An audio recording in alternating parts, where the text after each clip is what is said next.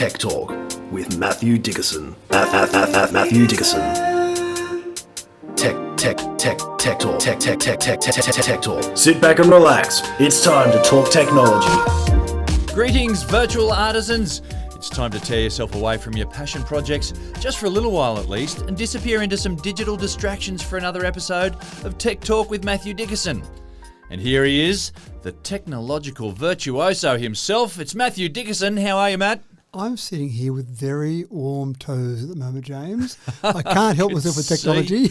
So I do like to ride my bike, and of course the best time to do that seems to be first thing in the morning, and it's just starting to get a bit of a nip in the air at the moment, just a bit too chilly. Yeah. And I normally have these little pockets that I put my boots into, my riding boots into to try and keep my toes warm, but it's still not quite good enough, and I always come back with toes that I can't feel anymore. But I came across heated socks the other day. Oh! And they're actually motorbike, designed for Heated motorbikes. socks, right? And you can buy them where you can plug them into the 12-volt power outlet on your motorbike. But, of course, I ride a push bike and I don't have a 12-volt power outlet. So you can also have batteries for them. So a little battery mounts in the side of the sock. And they were I tested them in the afternoon one day when I first got them. I've got to go and test these out. And you've got 3 power settings. Of course, you connect them to your phone because they've got Bluetooth, because everything goes better with Bluetooth. And you turn them on. I thought, well, I've got to go straight to the maximum power. Sorry, level. these are smart socks. Smart socks, absolutely. Fantastic. And I turned them on to maximum power and went for a ride. And I had to stop after about 15 minutes and turn the power down a bit because they were too hot. My toes were actually getting too hot. The actual heating element is underneath probably the ball of your foot and up to the toes seems to be where they heat from the bottom, not the top part. But I actually felt like I was burning the bottom of my feet, so I had to stop and turn it down. Now, it was probably only 12 degrees when I did that. So when I start riding early in the morning when it's maybe a couple of degrees Celsius, then I'll put them on maximum power, see how I go. I don't think I'll be burning my feet then. The perfect thing for your next expedition to the South Pole. That's exactly right. Frostbite on your toes, be gone. So they also make heated gloves. I haven't gone that far. Normally I ride with nice big ski gloves in the middle of winter. Yeah, but I just thought, no, maybe heated gloves instead of ski gloves. The only problem I have is when I come back from a bike ride, I've actually got a little power wall next to my bike with all of these USB ports on it because I've got to plug in I've got a dash cam headlight, so I've got a headlight that's got video recording in it. So I've got to plug that in. I've got a dash cam tail light, and that's also got a radar control in it to tell me when cars are coming from behind that tells me onto my Garmin. Wow, so I've got that to plug in. I've got my Garmin to plug in. And, of course, I've got electronic ears. You're like the Tony Stark of bike riding. well, I actually think sometimes there's too many things to plug in. So that's 4 things on my bike I've got to plug in. I've got this nice horn that's meant to be the loudest horn ever on there as well. But luckily it's not rechargeable battery, so I don't have to plug that in. So I've got 4 devices on my bike, and now I've got 2 batteries I've got to plug in as well for my socks. Yeah, right. So it takes me longer to get plugged in and unplugged before and after rides than it does for the actual ride itself. But technology's in everything, isn't it? That's just incredible. Technology, and when you've got heated socks, I tell you what, Douglas Mawson would reckon you're soft. That's right. Well, no, heated socks when he clammed ever through there. All right, we're celebrating a milestone in technology this week. Aussie mobile networks have turned 30, and looking back, it was a very different world back then in many ways. Things were a little bit fast and loose in those days, having emerged from the heady days of the 80s, where everything seemed to be an experiment with few repercussions. Everything was good if it was new and had some glitz. In the 90s, digital technology had really found itself a space in the marketplace, and consumers had little awareness of its capabilities, let alone the need for protection. Matt, in those days, mobile phone call connections were very open to tapping, and the legal beagles had some catching up to do. It's actually quite interesting because I didn't realise this at the time, but it was a big deal at the time in 1993, April 1993. The GSM network was turned on in Australia, the Global System for Mobile Communications. And this was going to put Australia on the world map. We were finally going to have the same phone everywhere across the world was using, so you could pick up your phone here in Australia and you could go to Europe or wherever. Not America, because they were a bit different. They had a few different phone systems in America, but let's ignore them for the moment. But you had this global system for mobiles. We actually had the analog system turned on, the AMP system, the Advanced Mobile Phone System. That was turned on back in February 87. So it took 6 years before the GSM system was about to be turned on. But there was a bit of an argument in government between the Minister for Communications and the Attorney General. The Minister for Communications at the previous election had come out and said, we're going to be part of the world network. You can have a digital mobile phone and you can pick up that phone and go anywhere in the world. Isn't this fantastic? Please elect me. unbeknownst to him, the Attorney General had a dimmer view of GSM because you couldn't tap GSM. You couldn't have a wiretap service on digital services because the encryption foiled his plan. That's right. The encryption at the phone at one end and the encryption at the phone at the other end meant that the signal going between the two handsets, or obviously via the phone system, was encrypted to a point where government agencies couldn't crack that. So the analog system was pretty easy to crack. I didn't ever do it, of course, but I heard stories about people that basically went to a basic electronics store like a Tandy or a Dick Smith and they'd buy some receiver and they'd sit in and listen to mobile phone calls. Now, I don't know whether that was a myth or not, but the bottom line was that the analog mobile phone system was a little bit more advanced than a two-way radio system, but you still could probably listen to it pretty easily. Yeah, right. And of course, I think Prince Charles found out the hard way too, didn't he? Is that right? Yeah. There are a number of famous people across the world who found that out. So to basically from there, the government agencies that might need to listen in, they could do it quite easily. But when the digital phone system came in, the Attorney General said, we need to have the technology to be able to wiretap when we need to wiretap. Not everyone, of course. They're not listening to our phone conversations, James. That wouldn't happen. But here comes a conspiracy theorist. But if they needed to listen in and they had a court order to listen in, they needed the technology to do so. So the Attorney General said, let's delay the launch of GSM in Australia for about 2 years while we get the technology to be able to actually tap phones. Wow. And of course the Minister of Communication said, no way, I put my election promise on this and occasionally I like to keep my promises, so can we please have this? So they argue back and forth. In the end, the Minister for Communications had his way and they turned on that system back, as I said, in April 1993. It took them almost 2 years before you could actually tap a digital phone. Some $25 million they spent in those dollars, not in today's money, in those dollars, to actually get that technology in place to be able to tap a digital phone service. Now, if you're a crook in those days, we're going retrospective here, so we're not helping out the crooks, James, then if you had a phone conversation from a GSM mobile to a landline or to an AMPS mobile, you could still have that service tapped. But if you were going GSM to GSM, that's when the technology wasn't there in the government services to be able to tap that phone. Right. So if you're a crook and you're in the know, you said, hey, James, you go and get a GSM, I'll use my GSM. We can have all the conversations we like and no one can listen in on those conversations. Goodness, man. So again, I remember the launch. It was a big deal. I was selling mobile phones at the time and it was a big deal about this whole GSM launch and digital services. Isn't this fantastic? I had no idea about all this argy-bargy that was going on behind the scenes, and I'm sure they didn't want to advertise the fact that, hey, we can't tap these. We don't want to because we can't listen in on you. That's right. So it's interesting. Anyway, it's 30 years basically. That's so interesting, Yeah, it is. So 30 years since the GSM network was turned on. Of course, the biggest problem that most people had was that the range wasn't quite as good. Sure, the reception was better. Sure, it seemed secure. This all seemed fantastic. And all those times I want to duck over to Europe that made the phone able to be used over there.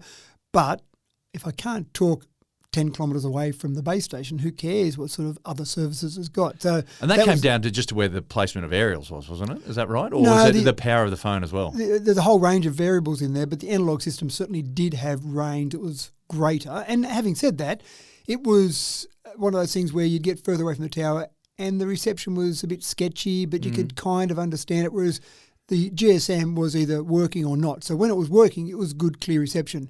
But then it stopped working. So it was a bit binary. It was yes or no. Yeah, sorry. So that's the nature of digital technology as opposed to analog. So analog was using radio waves and they're able to bend around objects. Well, they were using, in essence, they were putting a signal on top of a radio wave, whereas the digital was putting code, if you like, on top of a radio wave. So it's a bit more complicated than that. But essentially, the GSM was a cleaner signal and, as I said, encrypted, but it just stopped when it stopped, and that was it, and the range wasn't as good. So we used to get lots of complaints from people saying, well, you sold me this new GSM mobile. Well, this other one I had, this old-fashioned one, still worked way out here, and this one doesn't.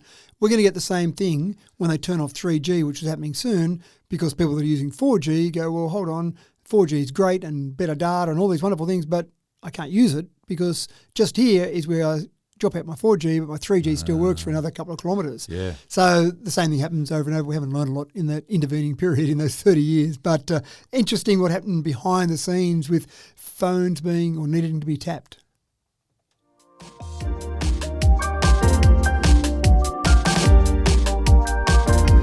Do you know what's good for you? Well, when it comes to loud noises, maybe not so much, going by some of the stats from Apple recently. You see, while you're probably not paying close enough attention, at least your Apple Watch is. 1/3 of adults are being exposed to excessive noises, and the risk of hearing loss are substantial. Matt, how's my level now? Are we good? What does your watch say? I can't hear you, sorry. I went to an Ed Sheeran concert recently, and I sat there in the crowd, and we're getting ready. I had the family who came along to go, the kids and my wife were all there.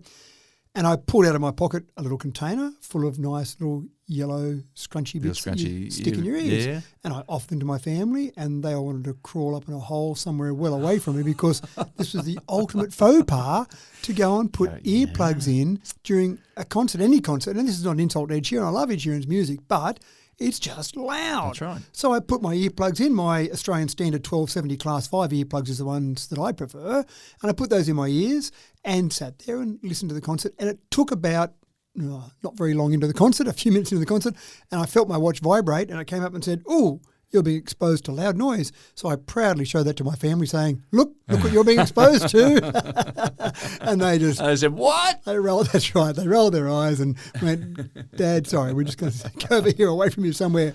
But what Apple did was they teamed up with the University of Michigan over a multi-year study. So they started back in 2019, and they basically did a study on how many times people were exposed to high levels of noise and the length of time and a whole range of things, because this is one of these things we talk about a lot, James. All these health devices we have on our bodies and what they're monitoring and the information they're giving us as an individual. But Apple thought this would be fascinating to actually look at this data and see what they could find out about it on a collective. And so what they found out about it is bad news. But your watch didn't know you were wearing or those ear protections. And so we're assuming that some people who work in construction or industry probably have to wear their PPE. That's right. And maybe this is a new feature. I actually wrote a story about this recently, and I said maybe this is a new feature that Apple or watch manufacturers could introduce so that when it pops up on your wrist, say you listen to a loud noise, are you wearing ear protection? You could say yes. And then it give you even further information. But at the moment, it just says you're being exposed. And so then you can just say okay to that. But I actually get it sometimes in the shower. And sorry, those people who don't wear watches in the shower, I'm okay with wearing a watch in the shower. No, I'm not. Yeah, so some people don't like the idea of it. But in the shower, the water must just hit the watch at the wrong angle sometimes. I don't particularly have a loud shower, and I'm not playing music in the shower. It's not your singing then? No, definitely not my singing. It might say off key, but it doesn't say too loud. Right. But it comes up with a warning sometimes in the shower to say you're being exposed to loud noise, which again, obviously I'm not. So there's no option on there. So if I was part of the study, which I wasn't because only US citizens that were part of this, but if I was part of that study, it would have me often being registered with loud noise when I go to concerts or when I get in the shower. So it's not perfect, but it does give us some idea of the loud noise we're being exposed to. So, yeah, you're right. It was over 30% of adults exposed to loud noise, and that was talking about exposure above 70 dB. It also talked about how often people are exposed to loud noise from their own earbuds. So when they put in their AirPods or put on some instrument, and they measured that at over 75 dB, and that actually happened quite commonly as well. So that's when people, and sometimes I hear my kids and I can hear the music they're playing, and this is not earbuds, this is over the ear headphones.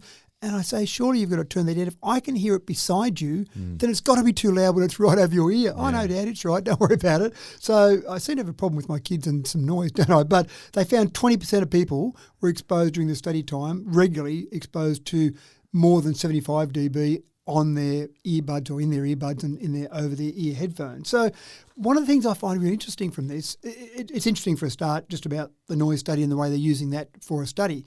But we talk about heart rates and ECGs and blood pressure and a whole range of other things we're measuring with our devices. And I think that's fascinating. I think what we're doing from a health perspective is really interesting.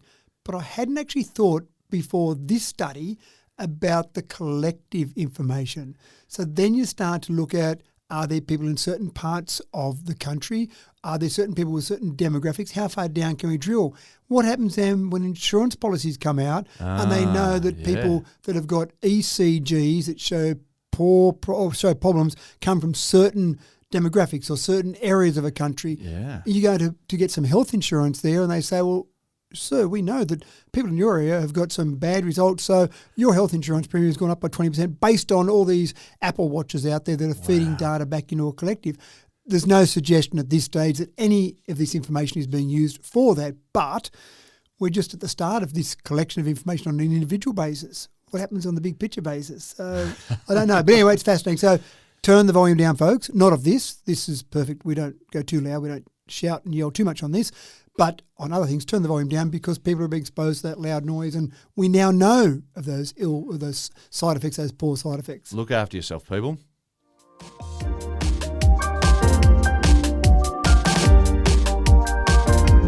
Australian influencers have come under fire recently. Now, there's some sad news. Because it would appear that many are unaware of the important advertising laws. It seems that having 40 million followers and accumulating likes by the thousands provides no practical legal defence. Matt, surely having no actual skills, talent, education or training equates to having no responsibility either.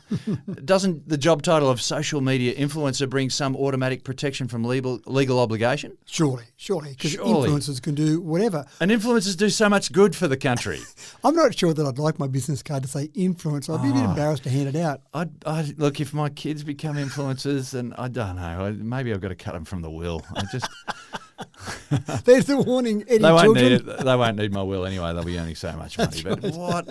I always, whenever I hear that word influencer, a little bit, part of me inside just dies. There's another influencer out there, and sucking the life out of everyone else. Yeah. Anyway. Yeah, so we've touched on a sensitive issue here. Yeah, we obviously. have for me personally. Well, to make it worse, let me give you some data that'll give you more reason to cringe every time you hear the term influencer.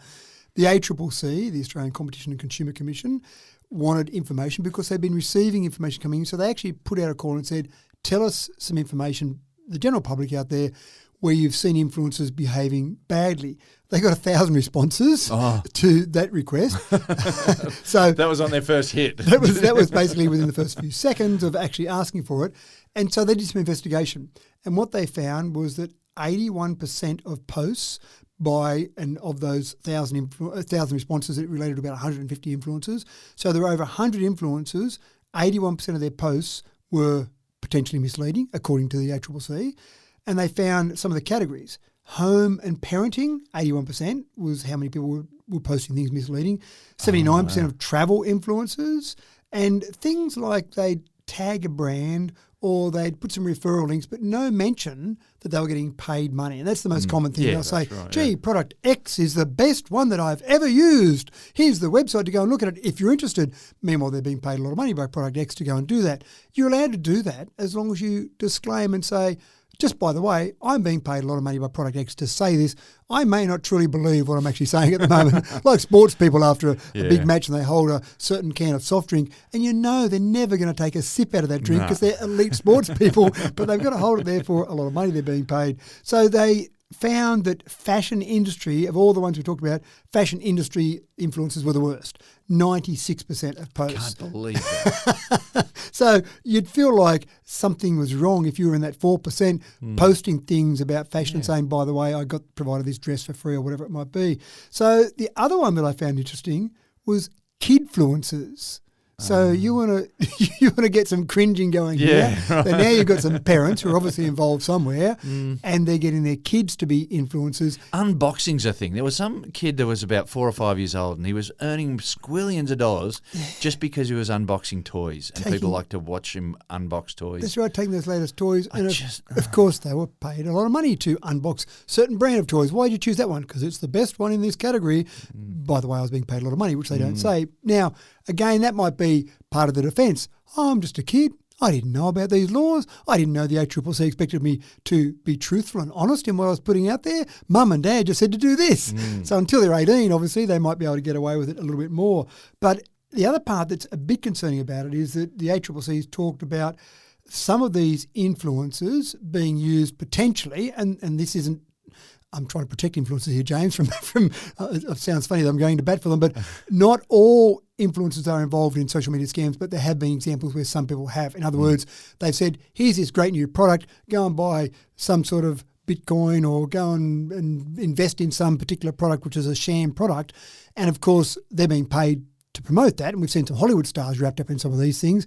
And the losses already we're talking about are about $80 million we threw in 2022, $56 million in 2021. So that's on the increase, and that's from social media influencers involved in scams. So again, I'm not trying to label all influencers in that, but sometimes because they're not exposing or not declaring what they're promoting and what they're being paid to promote, sometimes I'll say these things and people go, oh, well, I'll go and invest in that product because Billy Blogs told me to invest in it. So I suppose the message here is be aware, make sure you do your research first.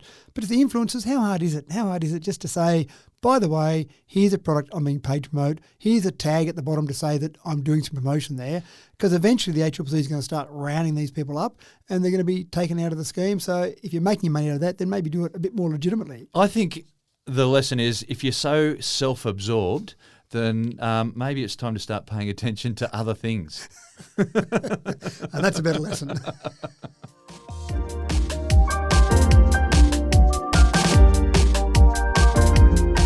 Nothing breeds initiative like tough times, and in that way, the global energy crisis is the gift that keeps on giving. If you're unsure what I'm talking about there, just go back through most of our episodes in Tech Talk to date. Creativity is the key when you're fishing for cost-effective, clever energy solutions. And here's one for the fast food industry. Recycling their hot fumes and saving on heating bills. Matt, this is another one of those great solutions that are just staring at you in the face. It does seem like one of those things, doesn't it? The great solutions often are, oh, that was obvious, wasn't it? Yeah, that's right. But someone had to make it obvious before everyone else said it was obvious. That's right. And this is one of those, how much heat gets sent up in the air and from... just spat out into the atmosphere. Yeah. And then they spend money on heating the rest of the environment, the fast food cafe, whatever it might be, when they could actually use that air. Now, it's obviously not that simple just to say, well, let's take that air and, I don't know, redirect it somewhere else. So you get heat exchangers. And that's exactly what a company in Sweden is doing. They've, at the moment, got 250 of these heat exchangers installed around Burger Kings around Sweden. And it probably works better in a very cold country, probably not so relevant in Australia in most parts. Sure, we get a bit chilly in winter, but we're not really that cold because it costs money to put these heat exchangers in. So you're talking about maybe $20,000, $25,000 to put one in a normal sort of Burger King. But the saving in heating bills might be $15,000, $16,000 a year. So you're probably getting your money back after a bit over a year, and that seems like a reasonable investment to then say, well, forevermore I'm saving that amount of money. Sure, the heat exchanger might need some maintenance down the track, but it sounds like a pretty clever idea. Now, it hasn't been relevant. The concept's been around for a while, but it hasn't been relevant in the past because electricity was cheap enough. So you said, well, you're not going to save 16 grand a year, I'm saving 5 grand a year. Spending that amount of money to put it in, I don't get an ROI for another 6 or 7 years, not worth it. But now electricity is dearer, suddenly it's a bit more cost effective to do it. So the concept really is take that heat that's going up, put it through a heat exchanger, and that's where a bit of the magic happens, where the creativity happens. What's the best way to capture that heat and take it back through the rest of the restaurant? And that's where obviously the technology is, and then redistribute that heat from that hot air coming up there. Now, you're never going to get all the heat back. We know that energy can't be created out of nothing. It can only be, its form can be changed. That's right. But if you can transfer it in an effective way. Yeah, if you could do a high efficiency transfer, if you could transfer, I don't know, 80% of that heat, 85% of that heat that's coming out of that deep fryer, for example, out rather of your cooking than just equipment. Pouring it out into the air. Yeah, exactly right. Sounds clever, doesn't it? It does. And look, who would have thought the Scandinavians had come up with an idea like that? Yeah, good on them. There is another company, just to stick up for the Brits, there's another company in the UK that's doing something similar, but the Swedes seem to be well ahead of everyone else at the moment. Well, we know that UK's in all sorts of strife with high energy prices and stuff like that, so they're going to be looking for whatever creative solutions they can get. Exactly right. So, interesting concept.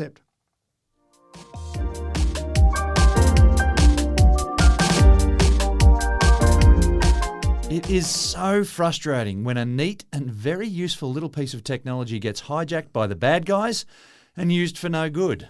Just like the mobile phone technology of 30 years ago, AirTags now have Apple and Google working overtime to protect people from stalkers. Matt, a handy and very simple device, but a sneaky way for people to get up to no good nonetheless. And we've talked about it a little bit before where Apple have introduced a system where if you're using one of their AirTags and using it for your own device, it's fantastic. Well done using technology in a smart way. But if I decide I want to stalk you and I just drop a little AirTag in your briefcase or your handbag if you carry one, maybe in your car, for example, then on an iPhone, then you'll get a warning after a couple of days to say, by the way, James, there's an AirTag that's been with you over the last couple of days, but it's not yours. Maybe someone's doing something untoward. And that's fine if you use an iPhone. But if you use an Android phone... We're cactus. That's right. Now, we know this is a big problem when Google and Apple have sat down and had constructive talks together. They don't like talking to each other normally. They're a bit competitive, and so they'd rather not have any conversations. But this has been a big enough issue, and stalking with AirTags or a variety of devices has been a big enough issue that Google and Apple have actually got together and said, we need to solve this problem together. Let's act like adults here and actually solve this problem. What? So we don't have people out there having some stalker really give them a pretty hard time. Already the other Bluetooth manufacturers on the market, the likes of Tile and Samsung and Pebblebee, etc., they've already agreed to this standard. So if you're using one of those devices and you install an app on your Android phone or on your Apple phone, and that will do the same thing. It'll automatically alert you, whatever type of phone you've got, if there's an app on there to say, by the way, someone's following you that's got this particular device. But again, with Apple, it hasn't happened until now. So from now going forward, if you've got a Google phone and there's an AirTag near you for a couple of days, for a certain period of time, you will actually get a warning on your Google phone as well as your Apple phone to say that this AirTag has been following you for a bit too long. Maybe you want to do something about it. Then obviously what you do is go and find it. So you might need to search around through your belongings. Where is it in your car, as I said before? Maybe it could be somewhere, probably not on your body. You'd probably notice that. Maybe in the pocket of your jeans, your favourite jeans, who knows. But there's one near you, so maybe you need to do something about it. And it's not if it's going to be near you for 5 minutes, because every luggage handler at the airport... I was just going to say, luggage handlers walking around just getting these little alerts. Oh, yeah, again. Another one.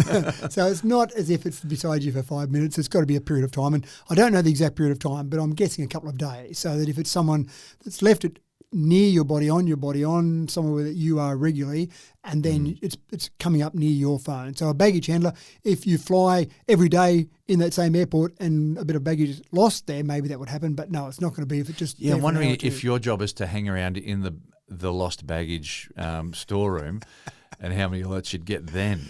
And presumably anyway, you go home at night. Small potatoes. That's right. But you go home at night and come back the next day. Right. So yeah, good point. You're probably not near it often enough. But look, it's a good move because obviously we talk about a bit, there's some technology out there that's fantastic, but sometimes, all the time actually, someone says, oh, I could do this with this now. We talked about people just popping them into the tyre in these wheel well of a car and whatnot, and just tracking cars around. Yeah, that's right. And people have robbed houses by that. They know when the car's away from the home, all those sort of things. But again, this is a couple of mega companies getting together to say, let's do some good for society. Fantastic.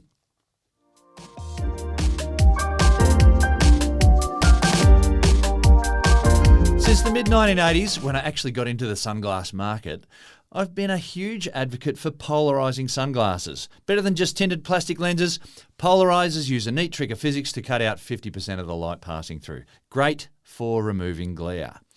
Well, it's now 2023, and straight out of Japan is a new pair of glasses that'll detect light intensity and adjust the lighting to hit your eye in just 1/50th of a second. Matt, these are designed for people with very sensitive vision. Am I right? These are designed for people with photophobia. And I'd never heard of photophobia. I would have assumed it was a fear of photos, but it's not. It's a fear or a phobia around a bright light. And so you've got glasses now. In fact, I've got a pair that I use back to my push bike again. When I go riding early in the morning, I put on a pair of sunglasses that are mostly clear early in the morning when it's dark. And then as the sun comes up, they slowly go to a tinted sunglass. Fantastic. But they go over minutes, not 20 microseconds, as you mentioned there. What happens in this particular set of glasses, developed in the Institute of Science and Technology over in Japan, is that they will actually look at the entire area of vision in a screen on your eye, and if they see one bright light anywhere on that, it will turn down just that one sector of the glasses itself, which is why it needs to change so quickly, because you move around, a bright light appears, a light turns on, you turn in one area and there's the sun hitting you out the side of there. So it just turns down that part of the screen. So it actually uses a transparent LCD screen, but then that transparent LCD screen can be made to be less than transparent, maybe not opaque, but certainly much darker in any of those sections across the glasses. Yeah, right. So it sounds very clever. At the moment, the prototype that I looked at looked like a very big, chunky pair of glasses because they've got cameras around the front and they've got a fair bit of technology built into the edge of the frame because it needs that transparent LCD screen. But as they said, as the researchers said, once it gets to the stage, if this is mass manufactured, they'll be made to look a bit tidier. And sure, they'll probably have thicker rims than a normal pair of glasses would have, but not the ugly, boxy sort of look they are at the moment. They're really being used for testing. But even the pair at the moment, they said they're not that expensive. Just the prototypes they've made so far only cost about $900 per pair, which sounds expensive for a pair of glasses, but this is a pretty impressive pair of glasses. Yeah, and it's for a specific purpose as well, yeah? Exactly right. I don't know how many people in the world are affected by photophobia, but is there a market there for a manufacturer to get on board and say, sure, we'll go and manufacture these for all those people out there that are affected by photophobia? Who knows if other people might like the idea as well, driving along and they see a bright light. It might be from a car coming the other direction. It might be from just street lights. Could be the sun. Whatever it is that appears in your field of vision, that little part of the glasses could actually go darker. Photophobics have got something to look forward to. Exactly right.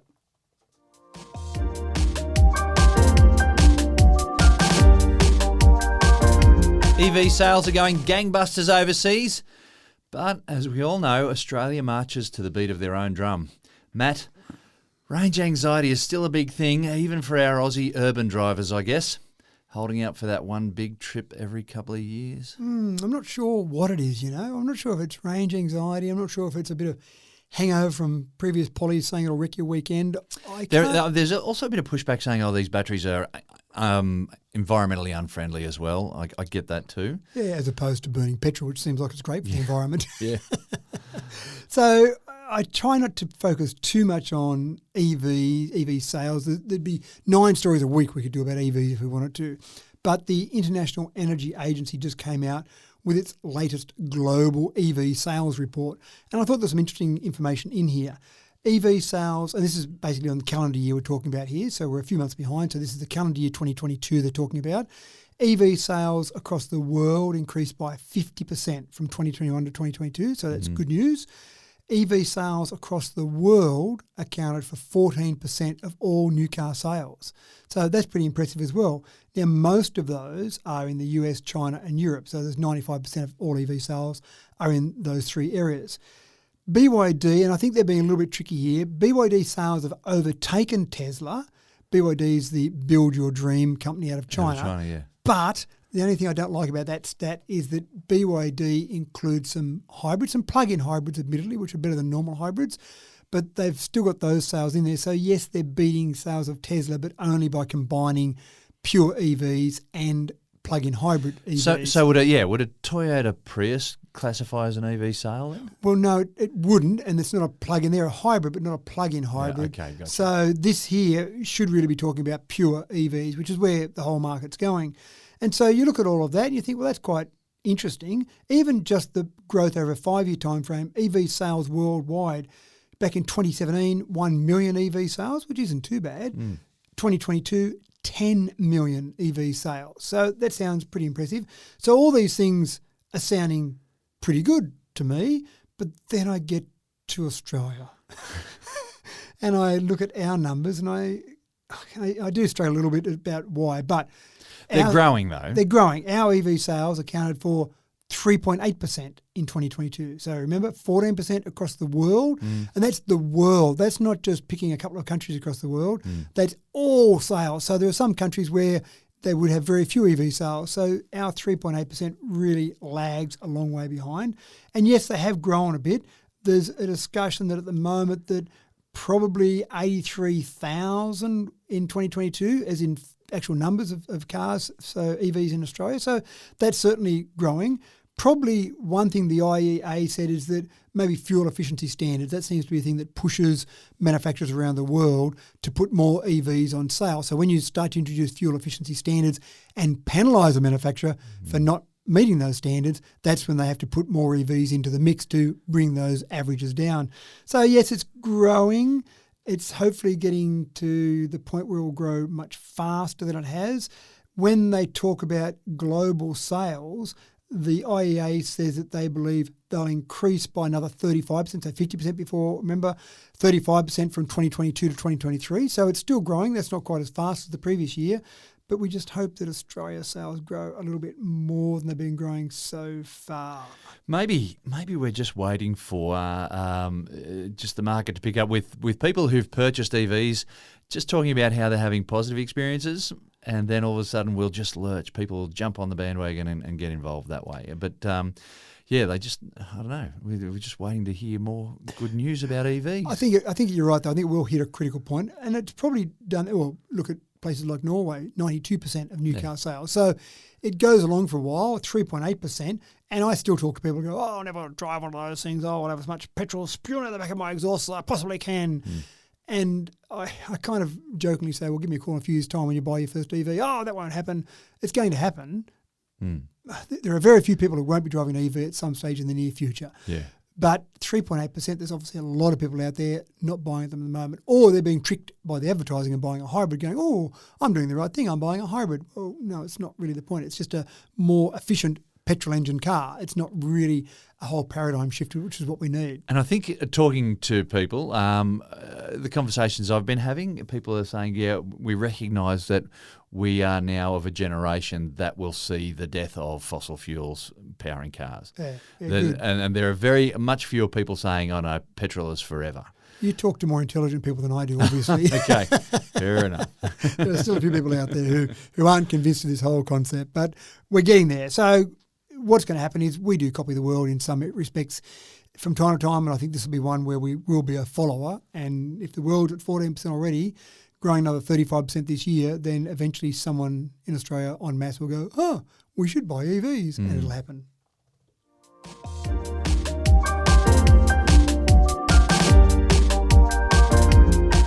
When Graham Clark implanted his first Bionic ear in August of 1978, the outlook for the profoundly deaf changed enormously from that moment.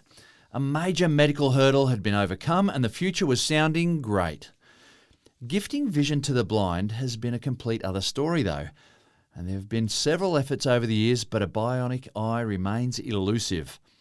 But a new hope has emerged on the horizon, at least for those suffering from vision lost, as opposed to vision never had. Matt, are we on the cusp of moving into an age that includes the bionic eye? Can we cue some music now from the $6 Million Man? Oh, yeah. We've done it. There we go. It was automatically in my head straight away as soon as you said the word. Yeah. And it's interesting because I think that was back in the early 70s, maybe 73, somewhere around that the $6 Million Man first came out. And we're getting some of those bits now, not maybe someone running at 60 miles an hour like Lee Majors did on the treadmill, but Mate, it was too noisy. It made too much. Yes, No. You couldn't creep up on someone, could you? He wasn't a very good spy because you couldn't creep up on someone.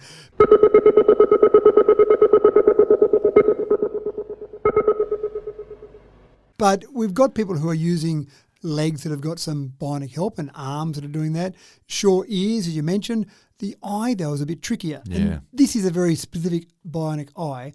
If you've got age-related macular degeneration, which happens to a lot of people, or if you've got retinitis pigmentosa, which I didn't know what it was until I read this article, but basically if you've got photoreceptor death, so in other words, if your photoreceptors aren't working properly, that's exactly where this particular device is designed. It's a micro LED device called a flex LED. And so basically it goes in where your eye would sit. You don't replace your eye with it. It sits over your eye.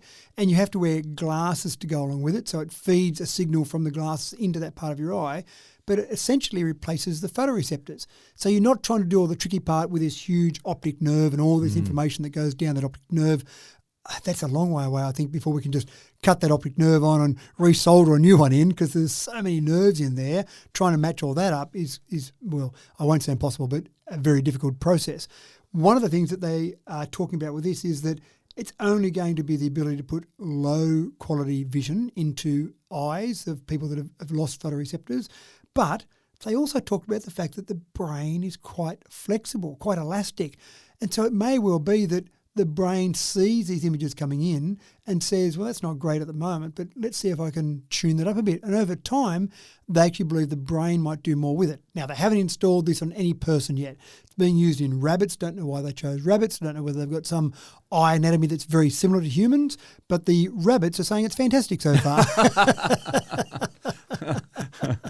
So I don't know how they work out from the rabbits. I assume they do some brain sensing of them and have some images or doing some imaging of the brain while they're looking at vision to see if something's responding there.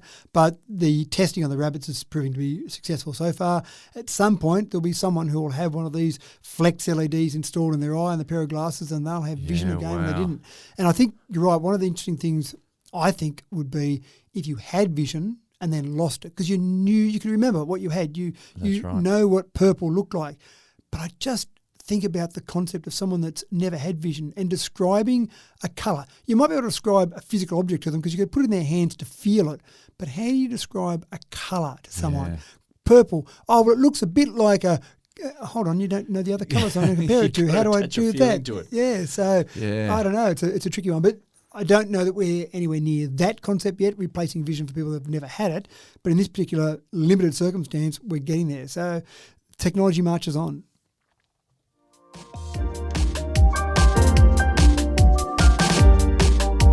And here's one from our files of telescreens that do cool tricks. Here's our next story, Matt. To bend or not to bend? That is the question. And that is a question. A lot of people love their curved screen, whether it's their gaming monitor or even a small TV that they might watch. I don't know what the attraction is, but some people and I'm need with you. it. I've sat down in front of a curved screen and gone, it doesn't do much for me. I'll just stick with a flat screen. But there are some people out there who are torn. They love the idea of, well, maybe just a flat screen for their spreadsheets because that seems to make more sense. But then when they start playing a game on their computer, they want that immersive curved screen.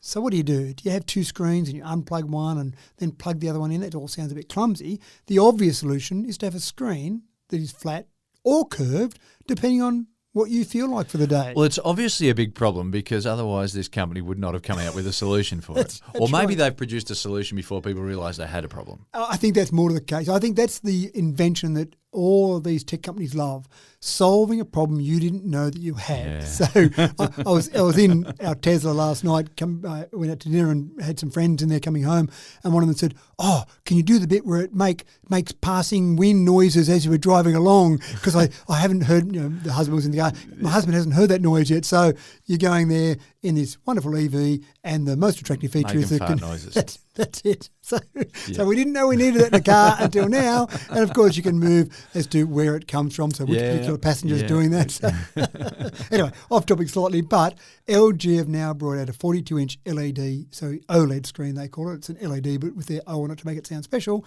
The OLED screen that's a flex display. Comes out of the box as a flat screen. You've got a little remote control, because you sit so far away from your monitor that you need a remote control. And on that remote control, you've got 20 steps of curvature that you can give the screen. So you can go to a fully curved screen as you would buy if you went and bought a normal curved screen, or fully flat, or 20 steps in between. So you can get it 20 steps. You can get it just right. Now, the first thing I thought of is that screens aren't normally designed to flex, as in they're straight and then flex. Sure, you buy them when they're curved, but not to flex. There's a lot of technology and a lot of circuitry and the whole case itself. How long is it going to last? And I watched a video where they were just curving it, flatten, curve, flatten a number of times. And I thought, well, you're probably not doing it multiple times a day. You're probably going to find the right curvature that suits you. Or maybe you do change it when you're dealing with work stuff compared to gaming stuff. So you might change it once a day, but you're not going to do it 50 times a day. So I looked at it and I went, I actually think it's going to handle a lot of changes in curvature. So anyway, it seems like it's all been thought out. We'll both have one within about 18 months anyway. That's right. So apart from that, it's a pretty impressive monitor anyway. 4K, 120 hertz, 4 HDMI inputs, all the normal things you'd expect on a high quality monitor. But probably the only feature they've added, which I'm not a big fan of, is the price. You're talking $3,500 for a 42-inch screen. Yeah, I'm going to wait till that price comes down. That's right. It does seem expensive, doesn't it, for a 42-inch screen? But for a novelty. For a novelty. And I think once you got to the stage where you went, yeah, I'm happy with that now, what about how devastating would it be if you found that you play with the curvature, play with the straight, actually I prefer it straight. Yeah, that's right. So you pay all the extra money. Bought yourself one for $280. That's right. But it's quite clever technology. I was quite impressed with the technology side of it. And off in the distance, I can hear a plus-sized lady belting out a Wagnerian aria, and that's my cue to end the show. And that, folks, is your cue to get back to work and quit your lollygagging. Thanks for another cracking Tech Talk, Matt. I reckon we did some good today. I think so as well, and hopefully we'll get out there and keep spreading that message about the EV love and get more people to start converting over. Even hire companies. I'm having trouble at the moment when I go away somewhere hiring a car that's an EV. So you've really got to keep impressing upon them. When it says certain EV or equivalent, I say, I don't want the equivalent to be a petrol car, okay? Just because it's got four wheels, I want the equivalent to be another EV. That's a bit of a struggle to get that message through to them. But anyway, we'll keep working on it, James. Well, we'll keep fighting the good fight. And that's it for me. I'm off to scour my personal belongings for any unwanted AirTags. See if I can stave off those who wish me ill for at least one more day. Thanks for tuning in to another handcrafted edition of Tech Talk with Matthew Dickerson. I'm your host, James Eddy, and as always, we remain tremendously grateful for your company each week and hope that you're enjoying our tidy little product enough to maybe even, recommend it to your friends too. In the meantime, take care until next week, and we'll see you then. Toodle pip.